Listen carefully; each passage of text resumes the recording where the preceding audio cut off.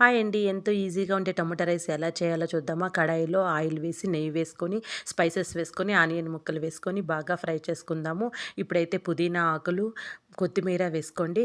వేసి ఇప్పుడైతే అల్లం వెల్లుల్లి, పచ్చిమిర్చి, మిరియాలు వేసి మిక్సీ పట్టుకున్న ముద్ద వేసాను. అది పచ్చివాసన పోయేంత వరకు ఫ్రై చేద్దాము. సన్నలుగా కట్ చేసుకున్న ఒక 3 టమోటాలు వేసుకున్నాను. ఒక 3 టమోటాలు మిక్సీ పట్టుకొని జ్యూస్ చేసి వేసుకున్నాను. అలా వేసుకోవడం వల్ల మనకు టమోటా రైస్ అయితే సూపర్‌గా ఉంటుందండి. గ్రేవీగా మొత్తం కలిసి చాలా బావుంటుందండి. సరిపడా ఉప్పు వేసుకున్నాను. చిటికెడు పసుపు, ఒక అర టీ స్పూన్ కారప్పొడి, ఒక టీ స్పూన్ ధనియాల పౌడరు, ఒక టీ స్పూన్ వచ్చి గరం మసాలా పౌడర్ వేసుకున్నాను. ఇప్పుడు బాగా కలుపుకుందాము. కలిపి కొంచెము బాగా ఉడికిద్దాము పచ్చివాసన పోయేంత వరకు.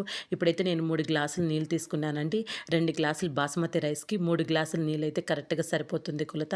ఇప్పుడు బాగా ఉడికిన తర్వాత మనము ఒక అరగంట ముందు నానబెట్టుకున్న బాస్మతి బియ్యం వేసుకుందాము. అంతేనండి. ఎంతో టేస్టీగా ఉండి టమాటా రైస్ రెడీ అయిపోయింది.